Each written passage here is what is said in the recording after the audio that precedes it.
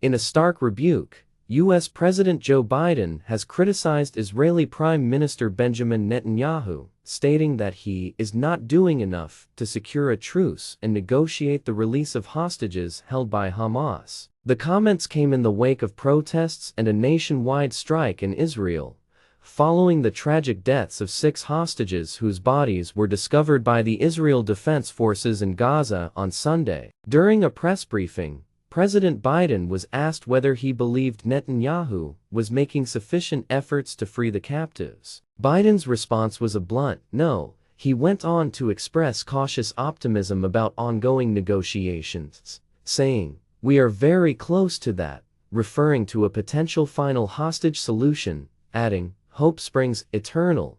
Among the 6 hostages killed was Hirsch Goldberg Polin, a California resident, whose death has deeply affected the U.S. president. Biden shared that he had spoken with Goldberg Polin's parents and was devastated and outraged by the news. In a heartfelt statement, Biden said, "I know all Americans tonight will have them in their prayers, just as Jill and I will. I have worked tirelessly to bring their beloved Hirsch safely to them, and am heartbroken by the news of his death. It is as tragic as it is reprehensible." He further vowed that Hamas would pay for these crimes. Reports indicate that the hostages were shot at close range, and their deaths likely occurred between Thursday and Friday. The incident has ignited public anger in Israel, with tens of thousands of Israelis demanding that Netanyahu agree to a ceasefire with Hamas to secure the release of the remaining hostages. The Histadrut, Israel's largest trade union, has also declared a general strike for Monday in response to the crisis. In a defiant statement on Sunday, Netanyahu vowed to hold those responsible accountable,